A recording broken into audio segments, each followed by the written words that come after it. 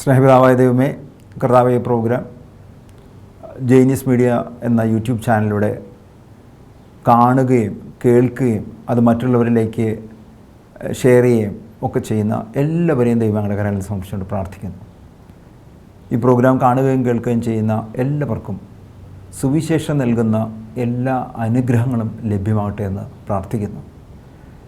വചനം ശ്രദ്ധയോടുകൂടി കേൾക്കുവാനും അത് മനസ്സിലാക്കുവാനും മനസ്സിലാക്കിയ ആത്മീയ സത്യങ്ങൾ മറ്റുള്ളവരോട് പറഞ്ഞു കൊടുക്കാനുള്ള വലിയ കൃപ കർത്താവെ കാണുന്നവർക്കും കേൾക്കുന്നവർക്കും ലഭിക്കട്ടെ എന്ന് പ്രാർത്ഥിക്കുന്നു.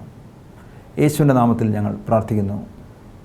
പരിശുദ്ധാത്മാവിലൂടെ ഈ പ്രാർത്ഥനകളെല്ലാം പിതാവായ ദൈവത്തിലേക്ക് ഞങ്ങൾ സമർപ്പിക്കുന്നു. പ്രാർത്ഥന കേട്ട് പ്രാർത്ഥനയ്ക്ക് പ്രത്യുത്തരം നൽകുന്നതിനെ ഓർത്ത് ദൈവമേ ഞങ്ങൾ അങ്ങോട്ട് നന്ദി പറയുകയും ചെയ്യുന്നു. ആമീൻ. ഇന്ന് മാർക്കോസിൻ്റെ സുവിശേഷവുമായി നമുക്ക് ചില കാര്യങ്ങൾ പഠിക്കുവാൻ ശ്രമിക്കാം. മാർക്കോസിൻ്റെ സുവിശേഷം നമ്മൾ വായിക്കുന്ന സമയത്ത് അതിൻ്റെ ഒരു ക്രമാനുഗതമായ വളർച്ച കാണുന്ന സമയത്ത് നമ്മൾ കാണുന്നുണ്ട്. ഒന്നാമത്തെ അധ്യായത്തിലെ 2-3 ഘട്ടങ്ങളിലൂടെയാണ് അത് കടന്നു പോകുന്നത്. ഒന്നാമത്തെ അധ്യായത്തിൽ നമ്മൾ കാണുന്നു, 9 വാക്യം മുതൽ യേശുവിൻ്റെ ജ്ഞാനസ്നാനത്തെക്കുറിച്ച് പറയുന്നു. 12 മുതലുള്ള വാക്യങ്ങളിൽ മരുഭൂമിയിലെ പരീക്ഷയെക്കുറിച്ച് പറയുന്നു. 14 മുതലുള്ള വാക്യങ്ങളിൽ ദൗത്യം ആരംഭിക്കുന്നതിനെക്കുറിച്ച് പറയുന്നു. 15 വാക്യത്തിൽ വരുന്ന സമയത്ത് യേശു പറയുന്നു, അവൻ പറഞ്ഞു, സമയം പൂർത്തിയായി, ദൈവരാജ്യം സമീപിച്ചിരിക്കുന്നു, അനുതപിച്ച് സുവിശേഷത്തിൽ വിശ്വസിക്കുവിൻ എന്ന് പറഞ്ഞാൽ യേശുവിൻ്റെ ദൗത്യം എന്താണെന്ന് ഏറ്റവും ചുരുങ്ങിയ വാക്കിൽ സുവിശേഷകനായ വിശുദ്ധ മാർക്കോസ് രേഖപ്പെടുത്തിയിരിക്കുകയാണ്. സമയം പൂർത്തിയായി, ദൈവരാജ്യം സമീപിച്ചിരിക്കുന്നു, അനുതപിച്ച് സുവിശേഷത്തിൽ വിശ്വസിക്കുക. 1 അനുതാപം, 2 സുവിശേഷത്തിലുള്ള വിശ്വാസം. ഈ വിശ്വാസം വളർത്തുന്നതിനുള്ള കാര്യങ്ങളാണ് പിന്നെ തുടർന്ന് മാർക്കോസ് തൻ്റെ സുവിശേഷത്തിൽ രേഖപ്പെടുത്തിയിരിക്കുന്നത്. 16 മുതലുള്ള വാക്യങ്ങളിലൂടെ പോകുന്ന സമയത്ത് ആദ്യത്തെ ശിഷ്യന്മാരെ തിരഞ്ഞെടുക്കുന്നതിനെക്കുറിച്ച് കാണുന്നു. ഇത് കഴിഞ്ഞിട്ട് യേശുവിൻ്റെ ശുശ്രൂഷ ആരംഭിക്കുന്നു. ആ ശുശ്രൂഷ ആരംഭിക്കുമ്പോൾ 21 വാക്യത്തിൽ നമ്മൾ വായിക്കുന്നത് പിശാച് ബാധിതനെ സുഖപ്പെടുത്തുന്നു. ഇപ്പോൾ പലപ്പോഴും മനസ്സിൽ ഒരു ചിന്തയുണ്ടാവാം, യോഹന്നാൻ്റെ സുവിശേഷം വായിക്കുന്ന സമയത്ത് കാനായിലെ കല്യാണമാണ് ആദ്യത്തെ ഒരു അത്ഭുതം എന്ന നിലയിൽ രേഖപ്പെടുത്തിയിരിക്കുന്നത്. മത്തായിയുടെ സുവിശേഷം വായിക്കുന്ന സമയത്ത് മീൻ പിടിക്കുന്ന പത്രോസ്, യാക്കോബ്, യോഹന്നാൻ തുടങ്ങിയ ആളുകൾ ഒന്നും കിട്ടാതെ ദുഃഖിച്ചിരിക്കുന്നു. അവിടെ കടന്നു വരുന്നു, അവരുടെ തന്നെ വള്ളവും വലയും ഒക്കെ മാറ്റിവെപ്പിച്ച് അവരുടെ ബോട്ടിൽ കയറി കടലിൽ നിന്നുകൊണ്ട് കരയിൽ നിൽക്കുന്ന ആളുകളെ അഭിമുഖീകരിച്ചുകൊണ്ട് സുവിശേഷം പ്രസംഗിക്കുന്നു. ആ സുവിശേഷ പ്രഘോഷണം കേട്ട ആളുകളോട് പിന്നീട് വലയിറക്കാൻ പറയുന്നു. അവർ അനുസരിക്കുന്നു, അവർക്ക് ധാരാളം മത്സ്യം കിട്ടുന്നു, അല്ലെങ്കിൽ അവരുടെ സാമ്പത്തിക മേഖലയിലെ പ്രതിസന്ധിയെ പരിഹരിക്കുന്നു എന്ന് പറഞ്ഞു കഴിഞ്ഞാൽ വിവിധ സുവിശേഷങ്ങളിൽ വിവിധ തരത്തിലാണ് അതിൻ്റെ ആരംഭം കുറിച്ചിരിക്കുന്നത്.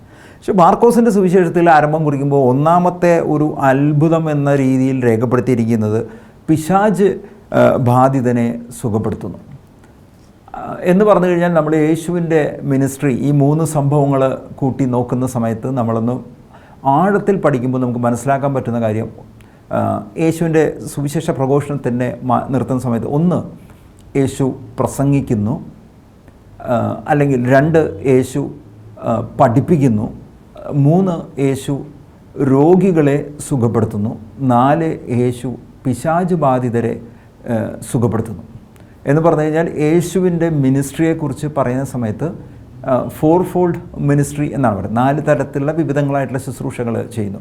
ഞാൻ ആദ്യം പറഞ്ഞ ഒരിക്കൽ കൂടി ഒന്ന് ആവർത്തിക്കാം. 1 യേശു പ്രസംഗിക്കുന്നു.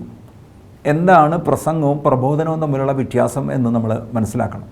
പ്രസംഗം എന്ന് പറഞ്ഞു കഴിഞ്ഞാൽ പൊതുവായിട്ടുള്ള കാര്യങ്ങളെ ആഴമായി പഠിക്കാൻ ആഗ്രഹിക്കാത്ത ആളുകൾ, ഇപ്പോൾ ഒരു ബസ് സ്റ്റാൻഡിൽ ഒരു യോഗം നടക്കുന്നു, അല്ലെങ്കിൽ ഏതെങ്കിലും ഒരു കവലയിൽ നിന്നുകൊണ്ട് പ്രസംഗിക്കുന്നു.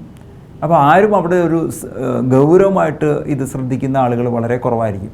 പക്ഷേ ഒരുപക്ഷെ ബസ് കാത്തു നിൽക്കുന്ന ആളുകളോ മറ്റുള്ള ആളുകളോ അത് കേൾക്കുമ്പോൾ ചിലപ്പോൾ ഏതെങ്കിലും ഒരു ദൈവവചനം ആരെങ്കിലുമൊക്കെ സ്പർശിച്ചേക്കാം. അപ്പോൾ അതുകൊണ്ട് തന്നെ വളരെ ആഴമേറിയ കാര്യങ്ങൾ സാധാരണഗതിയിൽ ഇത്തരത്തിലുള്ള പ്രസംഗങ്ങളിൽ ഉൾപ്പെടുത്താറില്ല. ഞാൻ മുൻപ് എൻ്റെ ഒരു സ്നേഹിതൻ എന്നോട് പറഞ്ഞൊരു സംഭവം ഞാൻ ഓർക്കുകയാണ്. കോട്ടയം റെയിൽവേ സ്റ്റേഷനിൽ ഒരാൾ ആത്മഹത്യ ചെയ്യാൻ തീരുമാനിച്ചുകൊണ്ട് സ്റ്റേഷനിൽ വന്നു. ആ സ്റ്റേഷനിൽ വന്ന സമയത്ത് അയാൾക്ക് സ്റ്റേഷൻ്റെ പ്ലാറ്റ്ഫോം അവസാനിക്കുന്ന സൈഡിലായിട്ട് നിന്ന് ട്രെയിൻ നിർത്താതെ പോകുന്ന ഏതെങ്കിലും ട്രെയിൻ വരുന്ന സമയത്ത് അതിന് മുമ്പിലേക്ക് ചാടാൻ തയ്യാറായി നിൽക്കുകയാണ്. പക്ഷേ ഇയാൾക്ക് ഭയം മൂലം അതിന് കഴിഞ്ഞില്ല. അവസാനം ഇയാൾ കൊല്ലത്തുനിന്ന് എറണാകുളത്തേക്ക് വരുന്ന ഒരു പാസഞ്ചർ ട്രെയിൻ വന്ന സമയത്ത് ആ ട്രെയിനിൽ ഇയാൾ കയറി. ആ ട്രെയിനിൽ കയറിയ സമയത്ത് അവിടെ ഈ കത്തോലിക്ക സഭയിൽപ്പെട്ട ആളല്ല, ട്രാക്റ്റ് കൊടുക്കാനായിട്ട് ദൈവവചനമൊക്കെ ഉൾപ്പെടുത്തിക്കൊണ്ടുള്ള ഒരു ട്രാക്റ്റുകൾ കൊടുക്കുന്ന ഒരു സഹോദരൻ ഇദ്ദേഹത്തെ ശ്രദ്ധിച്ചുകൊണ്ടിരിക്കുന്നതായിരുന്നു. അലക്ഷ്യമായി അങ്ങോട്ടും ഇങ്ങോട്ടും നടക്കുകയും ട്രെയിൻ വരുന്ന സമയത്ത് നിർത്താതെ ട്രെയിൻ അനൗൺസ്മെൻറ്റ് വരുന്ന സമയത്ത് പ്ലാറ്റ്ഫോമിൻ്റെ അവസാനത്തേക്ക് നടക്കുകയും വീണ്ടും തിരിച്ചു വരുന്ന സമയത്ത് ഇദ്ദേഹത്തോട് സംസാരിക്കാനൊരു ഭയമാണ്. പക്ഷേ ഇദ്ദേഹം ഈ പാസഞ്ചർ ട്രെയിനിൽ കയറിയ സമയത്ത് ഇദ്ദേഹം കൊണ്ടുപോയി ഒരു ട്രാക്റ്റ് കൊടുത്തു.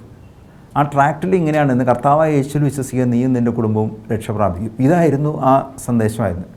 പക്ഷേ ഈ സന്ദേശം വായിച്ച് ഈ സഹോദരൻ എറണാകുളത്ത് എത്തിയതിന് ശേഷം അതിനകത്ത് കൊടുത്ത ഫോൺ നമ്പറിൽ ഈ ട്രാക്റ്റ് വിതരണം ചെയ്ത സംഘടനയിൽപ്പെട്ട ആളുകളെ വിളിക്കുകയും അവരെ ഇദ്ദേഹത്തിന് കൗൺസിലിംഗ് കൊടുക്കുകയും അദ്ദേഹത്തിനെ ജീവിതത്തിലേക്ക് തിരിച്ചു കൊണ്ടുവരാൻ സാധിച്ചു. എന്ന് പറയുമ്പോൾ നമ്മൾ വിചാരിക്കും ഒരു നോട്ടീസ് കൊടുത്തുകൊണ്ട് ഇത്രയും വലിയ ഇമ്പാക്റ്റ് ഉണ്ടാകുന്നു. ഇമ്പാക്റ്റ് ഉണ്ടായ ഒരു ഒറിജിനൽ സംഭവമാണ് പറഞ്ഞത്. എന്ന് പറഞ്ഞു കഴിഞ്ഞാൽ ആരുടെ ജീവിതത്തിലും സംഭവിക്കും. ഞാൻ പറഞ്ഞു വന്ന ഇതാണ്: ഒന്ന്, പ്രസംഗം കഠിനമായ വിഷയങ്ങളെക്കുറിച്ചോ, ഇപ്പോൾ കാറ്റിസം ഓഫ് ദ കാത്തലിക് ചർച്ചിനെ കുറിച്ചിട്ടോ വാറ്റിക്കാൻ കൗൺസിൽ 2 ഡോക്യുമെൻസിനെ കുറിച്ചിട്ടൊക്കെ ഒരു കവലയിൽ നിന്ന് പ്രസംഗിച്ചു കഴിഞ്ഞാൽ അതുകൊണ്ട് യാതൊരു ഇമ്പാക്റ്റും ഉണ്ടാകാൻ പോകുന്നില്ല. പക്ഷേ വളരെ ലളിതമായിട്ടുള്ള എന്തെങ്കിലും കാര്യങ്ങളൊക്കെ പറഞ്ഞു കഴിഞ്ഞാൽ അത് ആളുകളെ സ്വാധീനിക്കുന്നു. 2, ഒരു ടീച്ചിങ് ആണ്. അതിനെയാണ് പ്രബോധനം എന്ന് പറയുന്നത്. അപ്പോൾ എന്താണ് പ്രബോധനം എന്ന് നമ്മൾ മനസ്സിലാക്കണം. ഇപ്പം നിക്കോദമോസ് യേശുവിനെ കാണാൻ വരുന്നു. പണ്ഡിതനായ മനുഷ്യൻ ഒറ്റയ്ക്ക് വരുന്നു, യേശുവുമായിട്ടൊരു സംവാദം നടത്തുന്നു എന്ന് വേണമെങ്കിൽ പറയാം. അവസാനം യേശു അദ്ദേഹത്തോട് പറയുന്നു, ജലത്താലും ആത്മാവിനാലും വീണ്ടും ജനിക്കുന്നില്ലെങ്കിൽ നീ സ്വർഗ്ഗരാജ്യത്തിൽ പ്രവേശിക്കില്ല എന്നൊരു സന്ദേശം കൊടുക്കുന്നു. അതിനെക്കുറിച്ചൊരു സംവാദം നടക്കുന്നു. അതുപോലെ തന്നെ സമരിയാക്കാരി സ്ത്രീ യേശുവിനെ ഒറ്റയ്ക്ക് കണ്ടുമുട്ടുന്നു. യേശു പറയുന്നുണ്ട്, സത്യത്തിലും ആത്മാവിലുമാണ് ആരാധിക്കേണ്ടത്. ആ മലയിലുമല്ല ഈ മലയിലുമല്ല ആരാധിക്കേണ്ടത്, സത്യത്തിലും ആത്മാവിലുമാണ് ആരാധിക്കേണ്ടത് എന്ന് പറഞ്ഞു കഴിഞ്ഞാൽ വലിയ ആഴമേറിയ ടീച്ചിങ് കൊടുക്കുന്ന സമയത്ത് ചിലപ്പോൾ ഒരാളോടൊക്കെ ആയിരിക്കും ഇത് പറയുന്നത്, അല്ലെങ്കിൽ വളരെ ചുരുങ്ങിയ ആളുകളോട്. യേശുവിൻ്റെ അടുത്ത് വന്നിട്ട് ആരാണ് എൻ്റെ അയൽക്കാരൻ എന്ന് ചോദിക്കുന്ന നിയമജ്ഞനോട് ഉപമയിലൂടെയാണ് യേശു ഈ കാര്യങ്ങൾ പഠിപ്പിക്കുന്നത്. ഇതിൽ ഈ 3 സംഭവങ്ങളിലും ഒരാളോട് മാത്രമാണ് സുവിശേഷം പറയുന്നത്, കൂട്ടത്തോടല്ല. അപ്പോൾ അതുകൊണ്ട് തന്നെ ആഴമായ ഒരു ടീച്ചിങ് കൊടുക്കാനായിട്ട് യേശുവിന് സാധിക്കുന്നു. 3-മത്തത്, രോഗികളായിട്ടുള്ള ആളുകൾ പ്രസംഗം കേൾക്കാനോ പ്രബോധനം കേൾക്കാനോ ഒന്നുമല്ല വരുന്നത്, അവർ സൗഖ്യത്തിന് വേണ്ടിയാണ് വരുന്നത്. അതുകൊണ്ട് തന്നെ ഈ സൗഖ്യത്തിന് കടന്നു വന്ന ആളുകളെ ശ്രദ്ധിക്കുന്ന സമയത്ത് നമ്മൾ പലരും കാണുന്നുണ്ട്. ബെത്സേദിലെ കുളക്കടവിലെ രോഗി അവിടെ കിടക്കുന്നു, നീ സൗഖ്യം പ്രാപിക്കാൻ ആഗ്രഹിക്കുന്നുണ്ടെന്ന് അങ്ങോട്ട് ചോദിക്കുന്നു, സുഖപ്പെടുത്തുന്നു. യേശുവിൻ്റെ അടുത്ത് യേശു ആയിരിക്കുന്ന ഭവനത്തിൻ്റെ മേൽക്കൂര പൊളിച്ചുകൊണ്ട് കട്ടിലിൽ താഴെ ഇറക്കുന്ന സമയത്ത് ആ കട്ടിലെടുത്ത് വീട്ടിൽ പോകാൻ പറയുകയാണ്. അപ്പോൾ അങ്ങനെയുള്ള ആളുകളെ, അല്ലെങ്കിൽ രക്തസ്രവക്കാരി സ്ത്രീ, ശതാധിപൻ്റെ ഭൃത്യൻ, ഇത്തരം ആളുകൾക്കൊക്കെ സൗഖ്യം കൊടുക്കുന്നു. ഇവരാരും പ്രസംഗം കേൾക്കാനോ മാനസാന്തരപ്പെടാനോ ഒന്നും നിന്നില്ല. അവർക്ക് സൗഖ്യമാണ് ആഗ്രഹിക്കുന്നത്. അല്ലെങ്കിൽ കണ്ണ് കാണാത്ത കുരുടനായ മനുഷ്യൻ യേശുവിനോട് അടുത്ത് വരുന്നു, സൗഖ്യം ചോദിക്കുന്നു, സൗഖ്യം കൊടുക്കുന്നു. ഇവരാരും യേശുവിൻ്റെ പ്രസംഗം കേൾക്കുകയോ പ്രബോധനം കേട്ടതല്ല, അവർ സൗഖ്യം ആഗ്രഹിച്ചു വന്നു, സൗഖ്യം കിട്ടി. ഇതിൻ്റെ ഒരു 4-മത്തെ കാറ്റഗറിയാണ് ഈ പിശാച് ബാധിതരെ അല്ലെങ്കിൽ പൈശാചിക സ്വാധീനമുള്ള ആളുകളെ വിടുവിക്കുന്നത്. ഈ 4 തരത്തിൽ യേശു ശുശ്രൂഷ ചെയ്യുന്നു. ഇതിൽ 4-മത്തെ ശുശ്രൂഷയായ ഹീലിംഗ് ആൻഡ് ഡെലിവറൻസ് മിനിസ്ട്രിയാണ് ഇവിടെ നമ്മൾ വായിക്കുന്നത്. അല്ലെങ്കിൽ യേശു മാർക്കോസിൻ്റെ സുവിശേഷത്തിൽ നമ്മൾ വായിക്കുന്ന സമയത്ത് ഈ 4 സുവിശേഷങ്ങളിൽ പറയുന്നേക്കാൾ വ്യത്യസ്തമായ ഹീലിംഗ് ഡെലിവറൻസ് മിനിസ്ട്രിയുമായി ബന്ധപ്പെട്ട് അല്ലെങ്കിൽ പൈശാചികമായ പീഡ അനുഭവിക്കുന്ന ആളുകളെ അതിൽ നിന്ന് വിടുവിച്ചുകൊണ്ടാണ് യേശു തൻ്റെ ശുശ്രൂഷ ആരംഭിക്കുന്നത്. അപ്പോൾ എന്തുകൊണ്ടാണ് യേശു ഇങ്ങനെ ഒരു ശുശ്രൂഷ ആരംഭിച്ചതായി മാർക്കോസിൻ്റെ സുവിശേഷത്തിൽ രേഖപ്പെടുത്താനുള്ള കാരണം എന്താണ് എന്ന് ചിന്തിക്കുന്ന സമയത്ത് നമുക്ക് മനസ്സിലാക്കാൻ കഴിയും. ആ കാലഘട്ടത്ത് പഴയ നിയമത്തിൽ നമ്മൾ വായിക്കുന്ന സമയത്ത് പിശാച് ബാധിതനെ കാണുകയോ പിശാച് ബാധയുള്ള ആളെ ഒഴിവാക്കുന്നതിനെ കുറിച്ചിട്ടൊന്നും നമ്മൾ അധികം വായിക്കുന്നില്ല. 1-2 സംഭവങ്ങൾ തോബിത്തിൻ്റെ പുസ്തകത്തിലും സാമുവേൽ പ്രവാചകൻ്റെ പുസ്തകത്തിലും നമ്മൾ കാണുന്നുണ്ട്. പക്ഷെ കാര്യമായ കാര്യങ്ങളൊന്നും നമ്മൾ കാണുന്നില്ല. പുതിയ നിയമത്തിൽ വരുന്ന സമയത്ത് നമ്മൾ മറ്റ് ചില സ്ഥലങ്ങളിലെ നമ്മൾ വായിക്കുമ്പോൾ കാണുന്നുണ്ട്, ചില യഹൂദ റബ്ബിമാർ ഈ പിശാചുക്കളെ പുറത്താക്കിയിരുന്നു. അതിന് ഒരുപാട് ആചാരങ്ങൾ അനുഷ്ഠിച്ചിട്ടൊക്കെയാണ് അവരത് ചെയ്തിരുന്നത്. അപ്പോൾ ഇതിൽ നിന്ന് വ്യത്യസ്തമായി യേശു ഒരു ഹീലിംഗ് ഡെലിവറൻസ് മിനിസ്ട്രി, പിശാചുക്കളെ ബഹിഷ്കരിക്കുന്ന ശുശ്രൂഷ ആരംഭിക്കുകയാണ്. ആ ആരംഭത്തിൽ മാർക്കോസിൻ്റെ സുവിശേഷത്തിൽ ആദ്യത്തിൽ ഈ സംഭവം കൊടുക്കുന്നു. ഈ ഒരു പശ്ചാത്തലത്തിൽ നിന്നുകൊണ്ട് വേണം നമ്മൾ ഇതിനെ കാണാനായിട്ട്. അവർ കഫർനാമിൽ എത്തി. യോപ്പ എന്ന തുറമുഖം, ആ തുറമുഖം കഴിഞ്ഞ് വരുന്ന അടുത്ത പട്ടണമാണ് കഫർനാം, അല്ലെങ്കിൽ ഇസ്രായേലിലേക്കുള്ള ഒരു എൻട്രൻസ് പോയിൻ്റ് എന്ന് പറയാം. അവിടെയാണ് ചുങ്കം പിരിക്കുകയും നികുതി പിരിക്കുകയോ ഒക്കെ ചെയ്യുന്ന സംവിധാനങ്ങളൊക്കെ നിൽക്കുന്നത്. സാബത്ത് ദിവസം അവൻ സിനഗോഗിൽ പ്രവേശിച്ച് പഠിപ്പിച്ചു. നമുക്കെല്ലാവർക്കും അറിയാവുന്ന പോലെ വെള്ളിയാഴ്ച 6 മണി മുതൽ ശനിയാഴ്ച 6 മണി വരെയാണ് യഹൂദന്മാരുടെ സാബത്ത്. അതുകൊണ്ട് തന്നെ സാബത്ത് ദിവസങ്ങളിൽ എല്ലാവരും ജെറുസലേമിൽ ദേവാലയത്തിൽ പോകാൻ സാധിക്കാത്ത ആളുകളൊക്കെ അവിടെ അടുത്തുള്ള സിനഗോഗിൽ വന്ന്, അല്ലെങ്കിൽ ചെറിയൊരു പള്ളി പോലെ, അല്ലെങ്കിൽ നമ്മൾ കപ്പേള എന്നൊക്കെ പറയുന്ന പോലെ വരുന്നു. അവിടെ ഇരുന്ന് മോശയുടെ പഞ്ചഗ്രന്ഥി, അതുപോലെ സങ്കീർത്തനങ്ങൾ, അല്ലെങ്കിൽ പഴയ നിയമത്തിലെ പ്രവചനങ്ങൾ, അല്ലെങ്കിൽ പഴയ നിയമത്തിലുള്ള 46 പുസ്തകങ്ങളുമായി ബന്ധപ്പെട്ടുള്ള കാര്യങ്ങൾ കേൾക്കുന്നു. ആരെങ്കിലും ആൾ കയറി പ്രസംഗിക്കുന്നു, ആളുകൾ കേൾക്കുന്നു. കേട്ടതിന് ശേഷം ഒരു QA സെഷൻ എന്നൊക്കെ പറയുന്നത്, ചോദ്യങ്ങൾ ചോദിക്കുകയും അതിന് ഉത്തരം പറയുകയും ഒക്കെ ചെയ്യുന്ന റെഗുലറായിട്ട് നടക്കുന്ന യഹൂദന്മാരുടെ ഇടയിൽ നടക്കുന്ന ഒരു നടപടിക്രമമാണ്. അവൻ സിനഗോഗിൽ പ്രവേശിച്ച് പഠിപ്പിച്ചു. ശ്രദ്ധിക്കേണ്ടത്, യേശു അവിടെ കയറി പ്രസംഗിച്ചു എന്നല്ല പറയുന്നത്. സിനഗോഗിൽ പ്രവേശിച്ച് യേശു അവിടെ പഠിപ്പിക്കുന്നു. അവൻ്റെ പ്രബോധനത്തിൽ അവർ വിസ്മയഭരിതരായി. ഇപ്പോൾ യേശുവിൻ്റെ പഠിപ്പിക്കൽ കേട്ട സമയത്ത്, അല്ലെങ്കിൽ യേശുവിൻ്റെ പ്രബോധനം കേട്ട് അവരൊക്കെ അത്ഭുതപ്പെട്ട് പോയി. കാരണം പറയുന്നുണ്ട്, നിയമജ്ഞരെ പോലെയല്ല, അധികാരമുള്ളവനെ പോലെയാണ് അവൻ പഠിപ്പിച്ചത്. അവർ അത്ഭുതപ്പെട്ടു പോകാൻ, അവരെല്ലാ ശനിയാഴ്ചയും ഈ പ്രബോധനമൊക്കെ കേൾക്കുന്നതാണ്. പക്ഷേ ഇന്ന് അവർ അത്ഭുതപ്പെട്ടു പോയി. അതിൻ്റെ കാരണം എന്ന് വെച്ച് കഴിഞ്ഞാൽ, നിയമജ്ഞരെ പോലെയല്ല, അധികാരമുള്ളവനെ പോലെയാണ് അവൻ പഠിപ്പിച്ചത്. അപ്പോൾ നിയമജ്ഞരെ പഠിപ്പിക്കുന്നത്, ആരാണ് നിയമജ്ഞർ എന്ന് മനസ്സിലാക്കുന്നത് ഈ ഘട്ടത്തിൽ നല്ലതാണ്. മോശ 10 കൽപ്പനകൾ കൊടുത്തു. അതോടൊപ്പം 613 നിയമങ്ങളും യഹൂദ കോൺഗ്രിഗേഷന് കൊടുക്കുന്നു. യഹൂദരായിട്ടുള്ള ആളുകൾ അവരുടെ ദിനചര്യകളെ ചിട്ടപ്പെടുത്തിയിരുന്നത് മോശ എഴുതി കൊടുത്ത ഈ 10 കൽപ്പനകളും 613 നിയമങ്ങളുടെ അടിസ്ഥാനത്തിലാണ്. ഈ 613 നിയമങ്ങളും കാണാതെ പഠിക്കുകയും 2 സാക്ഷികളുണ്ടെങ്കിൽ ഈ നിയമം ലംഘിച്ച ആളുകളെ ശിക്ഷിക്കാൻ അധികാരമുള്ള ആളുകളാണ് നിയമജ്ഞർ. അതുകൊണ്ട് തന്നെ ഈ നിയമജ്ഞർ സാബത്ത് ദിവസം സിനഗോഗിൽ വന്ന് പഠിപ്പിച്ചിരുന്നു. സാബത്ത് ദിവസത്തിൽ പഠിപ്പിച്ചതുകൊണ്ട് അവർ പഠിപ്പിക്കുന്ന പോലെയല്ല യേശു പഠിപ്പിച്ചത്, അധികാരമുള്ളവനെ പോലെയാണ് യേശു പഠിപ്പിച്ചത്. കാരണം മോശയ്ക്ക് ഈ നിയമം കൊടുത്തത് ദൈവമാണ്, ആ ദൈവത്തിൻ്റെ പുത്രനാണ് ക്രിസ്തു. അതുകൊണ്ട് തന്നെ നിയമം അധികാരത്തോടെ പഠിപ്പിച്ചു. അങ്ങനെ പഠിപ്പിച്ചുകൊണ്ടിരിക്കുന്ന സമയത്ത് അശുദ്ധാത്മാവ് ബാധിച്ച ഒരുവൻ അവിടെ ഉണ്ടായിരുന്നു. ഇത് വളരെ ഇൻട്രസ്റ്റിംഗ് ആയിട്ട് തോന്നും. നമ്മളെയൊക്കെ ഒരു പൊതുവേ ഉള്ളൊരു ധാരണ, പിശാച് ബാധയുള്ള ആൾ പള്ളിയിൽ പോവില്ല, പിശാച് ബാധയുള്ള ആൾ പ്രാർത്ഥിക്കില്ല, പിശാച് ബാധയുള്ളവരെ ആത്മീയമായ അടയാളങ്ങളോട് മറുതലിക്കും എന്നൊക്കെയാണ് പൊതുധാരണ.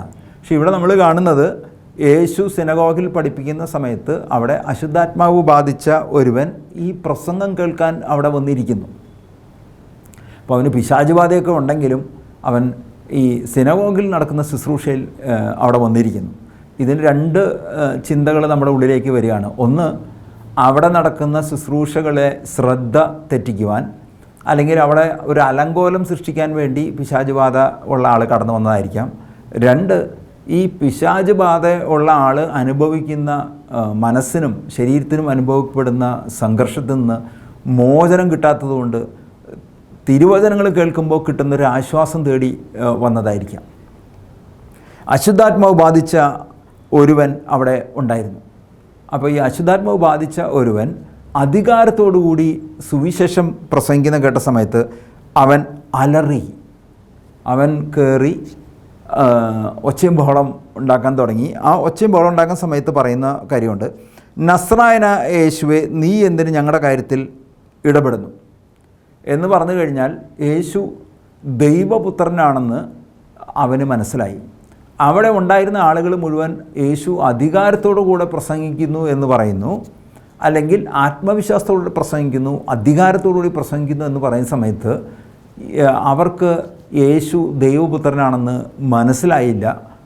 ജോസഫിൻ്റെ മകൻ, ഇവൻ തച്ചൻ്റെ മകനല്ലേ എന്ന കാഴ്ചപ്പാട് കൂടി നിൽക്കുന്ന സമയത്ത് ഈ പിശാച് ബാധിച്ച വ്യക്തി പറയാണ്, നസ്രായനായ യേശുവെ കൃത്യമായിട്ട് അഭിസംബോധന ചെയ്യുന്നു.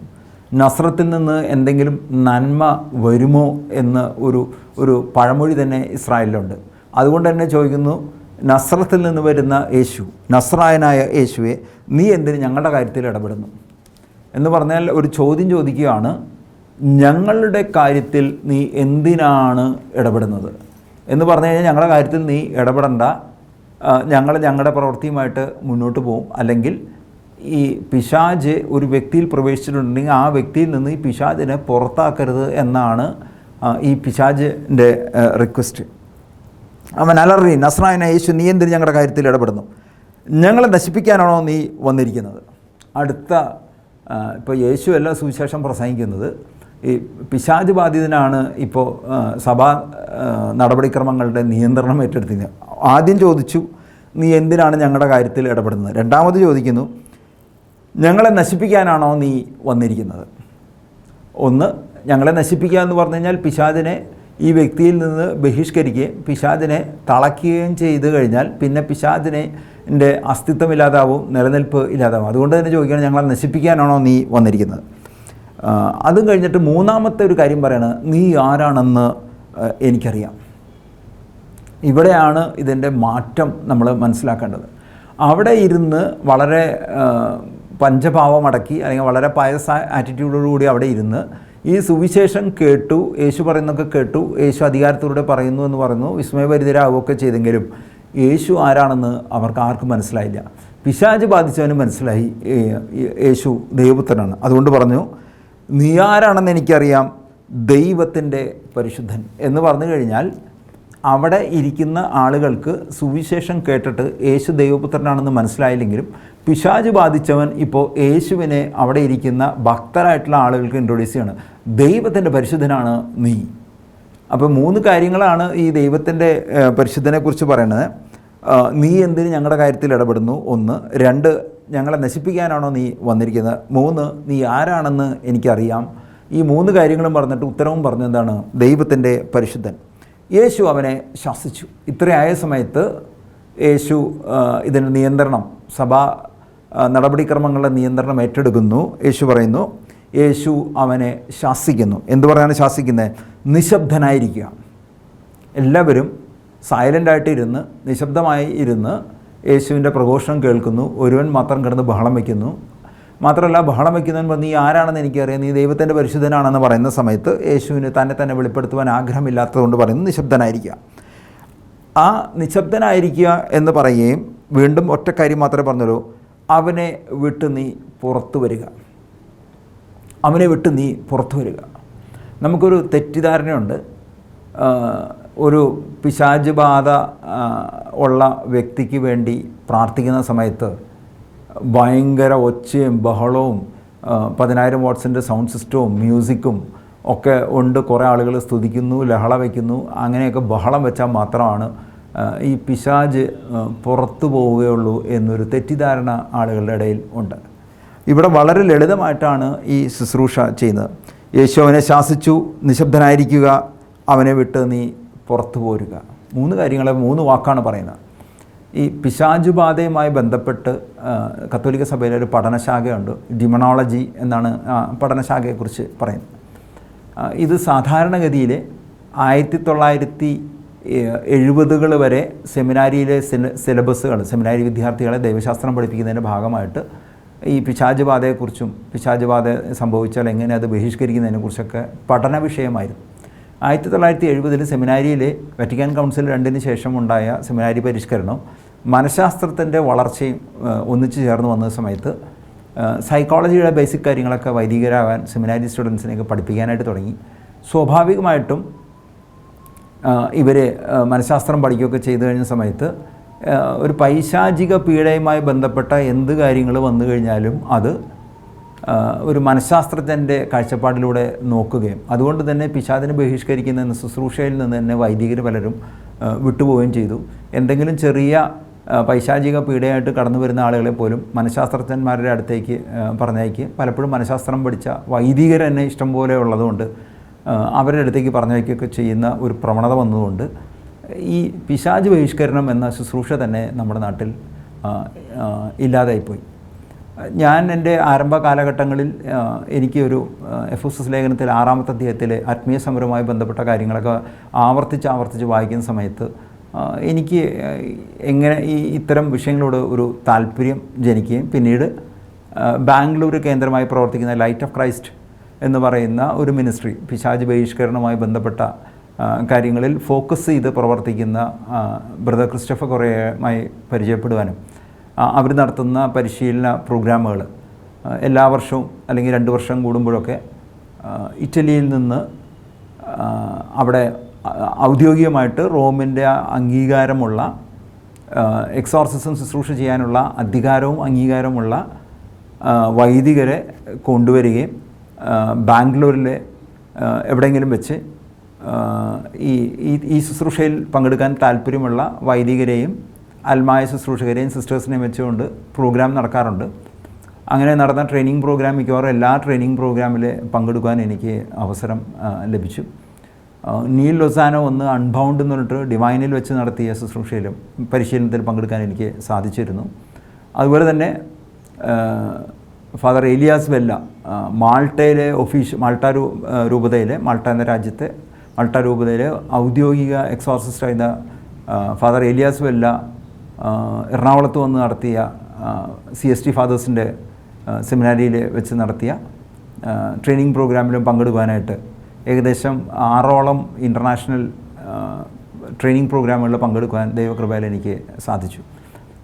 പിന്നീട് ബ്രദർ ക്രിസ്റ്റഫർ കൊറിയ കേരളത്തിൽ നടത്തിയ പ്രോഗ്രാമുകളിലൊക്കെ ട്രാൻസ്ലേഷൻ ചെയ്യാനായിട്ട് ഞാനായിരുന്നു തൃശ്ശൂരിലും കോട്ടയത്തൊക്കെ നടന്ന പ്രോഗ്രാമുകൾ. ഏകദേശം ഒരു 10ഓളം പ്രോഗ്രാമുകളിൽ അദ്ദേഹത്തിൻ്റെ പ്രോഗ്രാമുകൾ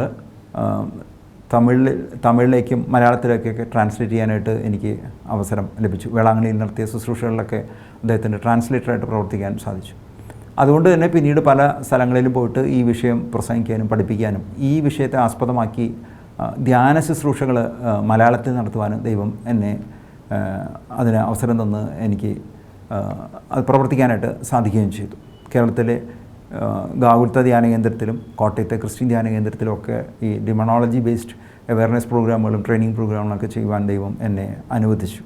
അപ്പോൾ ഈ ഒരു പശ്ചാത്തലത്തിൽ നിന്നുകൊണ്ട് ചില കാര്യങ്ങൾ നിങ്ങളോട് പറയാം. ഇവിടെ പറയുന്നു, ഞങ്ങളെ നശിപ്പിക്കാനാണോ 24 നീ എന്തിന് ഞങ്ങളുടെ കാര്യത്തിൽ ഇടപെടുന്നു എന്ന് ചോദിക്കുന്ന സമയം ഞങ്ങളെ നശിപ്പിക്കാനാണ് നീ വന്നിരിക്കുന്നത്, നീ ആരാണെന്ന് എനിക്ക് അറിയാം, ദൈവത്തിൻ്റെ പരിശുദ്ധൻ. അപ്പോൾ പിശാച് യേശുവിനെ മനസ്സിലാക്കുന്നു, അല്ലെങ്കിൽ യേശുവിൻ്റെ നാമത്തിൽ ആണ് ഈ ശുശ്രൂഷ നടക്കുന്നത്. ഞാൻ പറഞ്ഞു വന്നത് ഇത് വളരെ പ്ലെയിനായിട്ട് കാര്യങ്ങൾ പറഞ്ഞാൽ മതി, ഒച്ചയും ബഹളമൊന്നും അധികം ഉണ്ടാക്കേണ്ട കാര്യമൊന്നും ഇല്ല. യേശു അവനെ ശാസിച്ചു. ആ ശാസിക്കുന്നു എന്ന് പറഞ്ഞു കഴിഞ്ഞാൽ ആ വ്യക്തിയുടെ ഉള്ളിലുള്ള പിശാചിനെയാണ് ശാസിക്കുന്നത്, വ്യക്തിയല്ല ശാസിക്കുന്നത്. തുടർന്ന് പറയുന്നു, നിശബ്ദനായിരിക്കുക, അവനെ വിട്ട് നീ പുറത്തു വരിക. ആകെ 3 ചെറിയ കാര്യങ്ങൾ മാത്രമാണ് യേശു പറഞ്ഞത്. 1, യേശു അവനെ ശാസിക്കുന്നു. 2, നിശബ്ദനായിരിക്കാൻ പറയുന്നു. 3, അവനെ വിട്ട് പുറത്തു വരിക എന്ന് പറയും. ഈ 3 കൊച്ചു കാര്യങ്ങൾ പറഞ്ഞ് 3 വാക്കുകൾ പറഞ്ഞ സമയത്ത് തന്നെ പിശാച് അവനെ വിട്ട് പുറത്തു പോകുന്നു. അശുദ്ധാത്മാവ് അവനെ തള്ളി വീഴ്ത്തിയിട്ട് ഉച്ചസ്വരത്തിൽ അലറിക്കൊണ്ട് പുറത്തു വന്നു. ഇത്രയും കാര്യങ്ങൾ പറഞ്ഞ സമയത്ത് തന്നെ ഒന്ന് സംഭവിക്കുന്നു. അശുദ്ധാത്മാവ് അവനെ തള്ളി വീഴ്ത്തിയിട്ട് ഉച്ചസ്വരത്തിൽ അലറിക്കൊണ്ട് പുറത്തു വന്നു എന്ന് പറഞ്ഞു കഴിഞ്ഞാൽ, ഈ ദുരാത്മാവ് ബാധിച്ച വ്യക്തി ഈ അവനെ വിട്ട് പുറത്തു വരിക എന്ന് പറഞ്ഞപ്പോൾ ആ വ്യക്തിയിൽ നിന്ന് ഈ പിശാച് പോയ സമയത്ത് ഈ വ്യക്തിയെ തള്ളി താഴെയിടുന്നു, ഉച്ചസ്വരത്തിൽ അലറിക്കൊണ്ട് പുറത്തു വരുന്നു. നേരത്തെ തന്നെ അലറുന്നുണ്ടായിരുന്നു, പക്ഷേ ഇപ്പോൾ അലറിക്കൊണ്ട് പുറത്തു പോവുകയും ചെയ്തു. എല്ലാവരും അത്ഭുതപ്പെട്ടു. കണ്ടുനിന്ന ആളുകൾക്ക് മുഴുവൻ ഇത്തരം ഒരു ശുശ്രൂഷ പരിചയം ഇല്ലാത്തത് കൊണ്ട് അവരെല്ലാം അത്ഭുതപ്പെടുന്നു.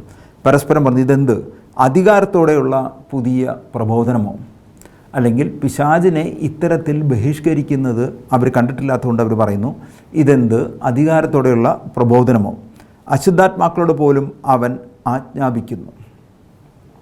അശുദ്ധാത്മാക്കളോട് പോലും അവൻ ആജ്ഞാപിക്കുന്നു. സാധാരണഗതിയിൽ പഠിപ്പിക്കുന്ന സമയത്ത് ഇങ്ങനെ എഴുതപ്പെട്ടിരിക്കുന്നു, അങ്ങനെ പറയപ്പെടുന്നു എന്നൊക്കെ പറഞ്ഞൊരു ഒഴുക്കൻ മട്ടിൽ പറയുന്നതിന് പകരം ഇവിടെ അശുദ്ധാത്മാക്കളോട് ആജ്ഞാപിക്കുന്നു, പുറത്തു പോകൂ എന്ന് പറയുന്നു. ഇപ്പോൾ പലർക്കും ഒരു സംശയമാണ് ഇങ്ങനെ പറഞ്ഞാൽ പോകുമെന്നുള്ളത്. ശുശ്രൂഷ ജീവിതത്തിലുണ്ടായ ഒരു കൊച്ചു അനുഭവം പറയാം. ഒരു 10ാം ക്ലാസ്സിൽ പഠിക്കുന്ന ഒരു പയ്യനെ നടക്കുന്ന സമയത്ത് ധ്യാനത്തിന് കൊണ്ടുവന്നു. ആ കൊണ്ടുവന്ന സമയത്ത് പറഞ്ഞതെന്ന് വെച്ച് കഴിഞ്ഞാൽ ഇവന് ഈറ്റിംഗ് ഡിസോർഡർ ഉണ്ടെന്ന് പറഞ്ഞു. അപ്പോൾ എന്താ സംഭവം എന്ന് മനസ്സിലായില്ല. ഇത് കഴിഞ്ഞ് കൗൺസിലിംഗ് സമയത്ത് പറഞ്ഞു ഇവന് ഭയങ്കരമായ വിശപ്പാണ്, ഭക്ഷണം കഴിക്കുന്നതിൽ യാതൊരു നിയന്ത്രണമില്ല. മാതാപിതാക്കൾ കൂടെയുണ്ട്. അപ്പോൾ ഞാൻ ചോദിച്ചു എന്താണ് ഇത്ര ഭക്ഷണം കഴിക്കുന്നതിന് ഇത്ര ഇത് സംഭവം, അപ്പോൾ ഇവൻ്റെ എങ്ങനെയാണ് ഇവൻ്റെ ഡയറ്റ് എന്നൊക്കെ ചോദിച്ചപ്പോൾ ഞെട്ടിപ്പോയി. രാവിലെ എഴുന്നേറ്റ് ചിലപ്പോൾ ഇഡലി ഉണ്ടാക്കുകയാണെന്നുണ്ടെങ്കിൽ ഒരു 30 ഇഡ്ഡലിയൊക്കെ സുഖമായിട്ട് കഴിക്കും. പിന്നെ എന്താണെന്ന് പറഞ്ഞാൽ ഞങ്ങൾ 30 ആകുമ്പോൾ ഞങ്ങൾ നിർത്തും. അത് 30-ന് മുൻപ് കൊടുത്തില്ലെങ്കിൽ വീട്ടിൽ വഴക്കുണ്ടാക്കും. അതുകൊണ്ടാണ് 30 വരെയൊക്കെ കൊടുക്കുന്നത്. ഇത് ഗ്രാജുവലി കൂടി വന്നു. ആദ്യം 5 ആയിരുന്നു, പിന്നെ 10 15 20, ഇപ്പോൾ 30 ഇഡ്ഡലിയാണ് രാവിലെ മിനിമം വേണ്ടത്. ഉച്ചയ്ക്ക് ഊണ് കഴിക്കുന്ന സമയത്ത് സാധാരണ രീതിയിൽ ഒരു 4 ആൾ കഴിക്കുന്ന ചോറ് കൊടുത്താലും അവന് പിന്നെയും വിശപ്പാണ്. 4 മണിക്ക് ചായ കുടിക്കാനൊക്കെ ആയിട്ട് വല്ല ഹോട്ടലിലൊക്കെ കൊണ്ടുപോയി കഴിയുന്ന സമയത്ത് പൊറോട്ടയൊക്കെ വാങ്ങിക്കഴിഞ്ഞാൽ 10 പൊറോട്ടയൊക്കെ ഇരുന്ന് കഴിക്കും. നേന്ത്രപ്പഴമൊക്കെ മേടിച്ചു കൊടുത്ത് ഞാൻ ഒരു കടയിൽ ചെന്നിട്ട് വിശക്കണമെന്ന് പറഞ്ഞു കഴിഞ്ഞാൽ നേന്ത്രപ്പഴം മേടിച്ചു കഴിഞ്ഞാൽ 10 നേന്ത്രപ്പഴമൊക്കെ കഴിക്കും. ഇവനെ എന്ത് കൊടുത്തിട്ടും ഇവന് ഈ ഭക്ഷണത്തിന് യാതൊരു കുറവ്. ഇത് കഴിഞ്ഞിട്ട് ഇത് ഹോർമോൺ ഇംബാലൻസാണ്, ഇവനെ കൊക്കോ പുഴുവാണെന്നൊക്കെ പറഞ്ഞിട്ട് മെഡിക്കൽ കോളേജിലും ചില ആശുപത്രികളിലും കൊണ്ടുപോവുകയും ചികിത്സയൊക്കെ ചെയ്തു. പിന്നെ ഡയറ്റീഷ്യനെ കണ്ടു, പല ഡയറ്റുകൾ മാറ്റി കൊടുത്തു. പിന്നെ ആയുർവേദ ചികിത്സ നടത്തി, പിന്നെ ഹോമിയോ ചികിത്സ നടത്തി, പിന്നെ പ്രകൃതി ചികിത്സ എന്ന് പറഞ്ഞിട്ട് എന്തോ സംഭവങ്ങളൊക്കെ നടത്തി. മണ്ണൊക്കെ മേത്ത് വെച്ച് കെട്ടിയിട്ട് എന്തോ പരിപാടിയൊക്കെ നടത്തി. എന്ത് ചെയ്തിട്ട് ഇവൻ്റെ വിശപ്പിന് യാതൊരു മാറ്റവും ഇല്ല. എന്നാൽ സാധാരണ രീതിയിൽ ഇത്രയും അമിതമായ ഭക്ഷണം കഴിക്കുന്ന ആളുകൾ അവരുടെ ഉള്ളിൽ കൊഴുപ്പ് അടിഞ്ഞുകൂടുകയോ അല്ലെങ്കിൽ നല്ല ശരീരം വണ്ണം വയ്ക്കുകയൊക്കെ ചെയ്യുക, അതും സംഭവിക്കുന്നില്ല. അതാണ് ഇതിൻ്റെ ഒരു ഹൈലൈറ്റായിരുന്നു. എത്ര ഭക്ഷണം കഴിച്ചിട്ടും സാധാരണ ഒരു വ്യക്തി കഴിക്കുന്നേക്കാൾ അമിതമായ ഭക്ഷണം കഴിച്ചിട്ടും ഈ പയ്യനെ കണ്ടു കഴിഞ്ഞാൽ ഒരു പെൻസിൽ പോലെ തന്നെ ഇരിക്കുന്നു. അപ്പോൾ ചില ആളുകൾ പറഞ്ഞത് കൊക്കോ പുഴുവാണ്, പലതും പറഞ്ഞ് പലതരത്തിലുള്ള ചികിത്സ ചെയ്തിട്ടൊന്നും അവസാനം ആണ് ഈ ധ്യാനത്തിന് ഹീലിംഗ് ഡെലിവറൻസ് ധ്യാനം നടക്കുന്ന സമയത്ത് ഇവനെ കൊണ്ടുവന്നത്. ആ കൊണ്ടുവന്ന സമയത്ത് എൻ്റെ അടുത്താണ് കൗൺസിലിങ്ങിന് വന്നത്. കാര്യങ്ങളൊക്കെ ചോദിച്ചറിഞ്ഞപ്പോഴാണ് ഇവൻ്റെ ഈ ഈറ്റിംഗ് ഡിസോർഡറൊക്കെ മനസ്സിലായത്. ഇതൊക്കെ പറഞ്ഞ സമയത്ത് ഞാൻ പറഞ്ഞു നമുക്കൊന്ന് പ്രാർത്ഥിക്കാം. ആ പ്രാർത്ഥിക്കാമെന്ന് പറഞ്ഞ സമയത്ത് അവർ പറഞ്ഞു ഇവൻ പള്ളിയിൽ പോകാൻ ഇവന് യാതൊരു താല്പര്യം ഇല്ല. പ്രാർത്ഥന എത്തിക്കുക എന്ന് പറഞ്ഞു കഴിഞ്ഞാൽ ഇവൻ അവിടെ നിർബന്ധിച്ചാൽ വന്നിരിക്കും. ഇരുന്ന് കഴിഞ്ഞാൽ നിലത്തിരിക്കുകയാണെങ്കിൽ തല 2 കാലിൻ്റെ ഇടയിലേക്ക് കയറ്റി വെച്ചിട്ടാണ് ഇരിക്കുക. കൊന്ത ഇടാൻ പറഞ്ഞു കഴിഞ്ഞാൽ കൊന്ത നമ്മൾ കഴുത്തിലിട്ട് കൊടുത്തു കഴിഞ്ഞാൽ കൊന്ത വലിച്ച് പൊട്ടിക്കും. വെന്തിങ്ങ കഴുത്തിലിട്ട് കൊടുത്തു കഴിഞ്ഞാൽ വെന്തിങ്ങ വലിച്ച് പൊട്ടിക്കും എന്ന് പറഞ്ഞ ആത്മീയ കാര്യങ്ങളോടൊക്കെ ഇവനൊരു എതിർപ്പ് ഇവൻ കാണിക്കുന്നു എന്ന് പറഞ്ഞു. ഇത് കേട്ട സ്ഥിതിക്ക് ഇതെല്ലാം കൂടെ ഒരു കൂട്ടി വായിച്ച സമയത്ത് മുൻപ് നമ്മൾ ട്രെയിനിങ് സെഷനിലൊക്കെ കേട്ട ചില സംഭവങ്ങളുമായിട്ട് ഇതിനൊരു ബന്ധമുണ്ടെന്ന് തോന്നിക്കൊണ്ട് എൻ്റെ മനസ്സിൽ തോന്നുന്നു ഇത് ഒരു ദുരാത്മാവിൻ്റെ പ്രവർത്തനമാണ് ഈ അമിതമായ ഭക്ഷണം കഴിക്കുന്നത്. അതുകൊണ്ട് തന്നെ ഇവന് വേണ്ടി പ്രാർത്ഥിച്ചു. ആ പ്രാർത്ഥിക്കുന്ന സമയത്ത് ഇവൻ വയലൻ്റ് ആവുമോ എന്നുള്ളൊരു പേടിയൊക്കെ ഉണ്ടായിരുന്നു എനിക്ക്. അതുകൊണ്ട് തന്നെ മാതാപിതാക്കളോട് പറഞ്ഞു ഇവൻ്റെ കൈയൊക്കെ പിടിച്ചോ നിൽക്കാൻ പറഞ്ഞു, ഞങ്ങളൊന്ന് പ്രാർത്ഥിക്കാൻ പോകുന്നു. പക്ഷേ വളരെ സൈലൻ്റായിട്ട് ഞാൻ ഇങ്ങനെ ഈ മകൻ്റെ അടുത്ത് പറഞ്ഞു, അവൻ്റെ ദേഹത്തൊന്നും തൊട്ടില്ല, പറഞ്ഞു ഇവൻ്റെ ഉള്ളിലുള്ള എല്ലാവിധ അശുദ്ധാത്മാക്കളും ദുരാത്മാക്കളും യേശുവിന് മുൻപിൽ കീഴടങ്ങുകയും ഇവനിൽ നിന്ന് വിട്ട് യേശുവിൻ്റെ കുരിശിൻ ചോട്ടിലേക്ക് പോകട്ടെ എന്ന് പറഞ്ഞു. ഇവൻ്റെ ഭക്ഷണക്രമങ്ങളെ ക്രമീകരിക്കണമേ ദൈവമേ എന്ന് പറഞ്ഞ് ഒരു വളരെ ലളിതമായ ഒരു പ്രാർത്ഥന ചൊല്ലി അവരെ പറഞ്ഞയച്ചു. അവരെ പറഞ്ഞയച്ചു കഴിഞ്ഞപ്പോൾ ഈ കുട്ടിയുടെ മാതാപിതാക്കൾ വന്നിട്ടുണ്ട്, ഇങ്ങനെയൊക്കെ പ്രാർത്ഥിച്ചു കഴിഞ്ഞാൽ എന്തെങ്കിലും വല്ല കാര്യമുണ്ടോ, നിങ്ങളൊന്ന് സ്ട്രോങ് ആയിട്ട് പ്രാർത്ഥിക്കുക. ഞാൻ പറഞ്ഞു ഇങ്ങനെ പ്രാർത്ഥിച്ച് എന്താ ഇതിൻ്റെ റിസൾട്ട് നോക്കാമെന്ന് പറഞ്ഞു. എന്തായാലും അന്ന് ഇവൻ രാത്രി ഭക്ഷണം കഴിച്ചപ്പോഴും അമിതമായിട്ടൊക്കെ ഭക്ഷണം കഴിച്ചു. പിറ്റേ ദിവസം അതിരാവിലെ കുർബാനയായിരുന്നു. ആ കുർബാന കഴിഞ്ഞ സമയത്ത് ഒന്നും കൂടെ ഇവന് വേണ്ടി പ്രാർത്ഥിച്ചു. ധ്യാന ശുശ്രൂഷയ്ക്ക് നേതൃത്വം കൊടുക്കുന്ന ബെന്യച്ചനും ഈ മകന് വേണ്ടി പ്രാർത്ഥിച്ചു. ആ പ്രാർത്ഥിച്ചു കഴിഞ്ഞതിന് ശേഷം നമ്മൾ ഇവന് ഭക്ഷണം കഴിക്കാൻ പോയ സമയത്ത് അന്ന് വെള്ളയപ്പമാണ് കൊടുത്തിരുന്നത്. ആ ഭക്ഷണം കഴിക്കുന്നത് ശ്രദ്ധിച്ചു കഴിഞ്ഞാൽ നമുക്ക് മനസ്സിലായത് ഇവൻ 2 വെള്ളയപ്പവും കുറച്ച് കടലക്കറിയും ഒരു ചായയും കുടിച്ചു. ഒരു ഭാവവ്യത്യാസമില്ലാതെ പോവുകയും ചെയ്തു. ഇവൻ്റെ മാതാപിതാക്കൾ അത്ഭുതപ്പെടുകയും ചെയ്തു. കാരണം അവരുടെ ഒരു പ്രതീക്ഷ ഇവൻ്റെ ഈ അമിതമായ ഭക്ഷണം കഴിക്കുന്നത് കൊണ്ടുള്ള എന്തൊക്കെയെങ്കിലും പ്രതിസന്ധി. ഇപ്പോൾ നേരത്തെ തന്നെ അവിടെ കിച്ചണിൽ പറഞ്ഞിരുന്നു, ഇവൻ ചോദിക്കുകയാണെങ്കിൽ ഭക്ഷണമൊക്കെ കൊടുത്തോളം പറഞ്ഞിട്ടുണ്ടായിരുന്നു. ഇനി അതിൻ്റെ പേരിൽ ഇവിടെ വന്നിട്ട് ധ്യാനകേന്ദ്രത്തിലൊരു കുഴപ്പമുണ്ടാവരുതല്ലോ, അതുകൊണ്ടാണ് അങ്ങനെ നിർദ്ദേശം കൊടുത്തത്. എന്തായാലും പിറ്റേ ദിവസം ധ്യാന ശുശ്രൂഷ കഴിഞ്ഞ്, അവസാനത്തെ ശുശ്രൂഷയും കഴിഞ്ഞ്, തൈലാഭിഷേകം കഴിഞ്ഞ് വരുന്ന സമയത്ത് സാധാരണ കുട്ടികൾ കഴിക്കുന്ന പോലെയുള്ള ഭക്ഷണം കഴിച്ച് അവൻ അബ്സല്യൂട്ട്ലി നോർമലായിട്ട് തിരികെ പോവുകയും ചെയ്തു.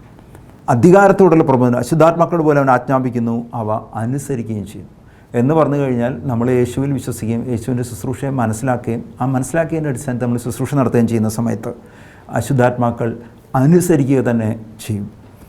അവൻ്റെ പ്രശസ്തി ഗലീലിയ സമീപ പ്രദേശങ്ങളെല്ലാം പെട്ടെന്ന് വ്യാപിക്കുകയും ചെയ്തു. അപ്പോൾ യേശു ചെയ്ത മാർക്കോസിൻ്റെ സുവിശേഷത്തിലെ ആദ്യത്തെ അത്ഭുതമാണ് പിശാച് ബാധിതനെ സുഖപ്പെടുത്തുന്നത്. നമ്മുടെ ഇടയിലും ഏതെങ്കിലും തരത്തിലുള്ള പൈശാചിക പീഡ അനുഭവിക്കുന്ന ആളുകൾ, ഇതുപോലുള്ള ഏതെങ്കിലും തരത്തിലുള്ള അസ്വസ്ഥതകളുള്ള ആളുകൾ പൈശാചിക പീഡ അനുഭവപ്പെടുകയും അതേസമയം അത്തരം ശുശ്രൂഷകരുടെ അടുത്തേക്ക് എത്തിച്ചേരുവാൻ സാധിക്കാത്ത ആരെങ്കിലും ഇത് കാണുകയോ കേൾക്കുകയോ ചെയ്യുന്നുണ്ടെങ്കിൽ ദൈവത്തിൻ്റെ പരിശുദ്ധാത്മ ശക്തി അവരിലേക്ക് കടന്നു വരട്ടെ എന്ന് പ്രാർത്ഥിക്കുന്നു. യേശു നൽകുന്ന അധികാരം, സുവിശേഷം പ്രഘോഷിക്കുന്നവർക്ക് യേശു നൽകുന്ന അധികാരം ഉപയോഗിച്ചുകൊണ്ട് ആജ്ഞാപിക്കുന്നു, കൽപ്പിക്കുന്നു. ഇത് കാണുകയും കേൾക്കുകയും ചെയ്യുന്ന ആളുകളിൽ, അവരുടെ സ്നേഹിതരിൽ, സുഹൃത്തുക്കളിൽ ആരെങ്കിലും ഏതെങ്കിലും തരത്തിലുള്ള പൈശാചിക പീഡ അനുഭവിക്കുന്നുണ്ടെങ്കിൽ അവരിൽ നിന്ന് പൈശാചികമായ ശക്തികൾ, ദുഷ്ടശക്തികൾ, ദുരാത്മാക്കളെല്ലാം യേശുവിൻ്റെ നാമത്തിൽ കീഴടങ്ങുകയും അവരെ വിട്ട് പോവുകയും യേശുവിൻ്റെ കുരിശിൻ ചുവട്ടിലേക്ക് കടന്നു ചെല്ലുകയും ചെയ്യട്ടെ എന്ന് പ്രാർത്ഥിക്കുന്നു. മേലിൽ അവർ ഒരിക്കലും ആരിലെയും പ്രവേശിക്കാതിരിക്കുകയും ചെയ്യട്ടെ എന്ന് യേശുവിൻ്റെ നാമത്തിൽ കൽപ്പിച്ച് പ്രാർത്ഥിക്കുന്നു. ഈ പ്രാർത്ഥനകളെല്ലാം യേശുവിൻ്റെ നാമത്തിൽ, യേശുവിലൂടെ, പരിശുദ്ധാത്മാവിലൂടെ പിതാവായ ദൈവത്തിലേക്ക് ഞങ്ങൾ സമർപ്പിക്കുന്നു. പ്രാർത്ഥന കേട്ട് പ്രാർത്ഥനയ്ക്ക് പ്രത്യുത്തരം നൽകുന്നതിന് ഓർത്ത് ദൈവമേ ഞങ്ങൾ അങ്ങോട്ട് നന്ദി പറയുകയും ചെയ്യുന്നു. ആമേൻ.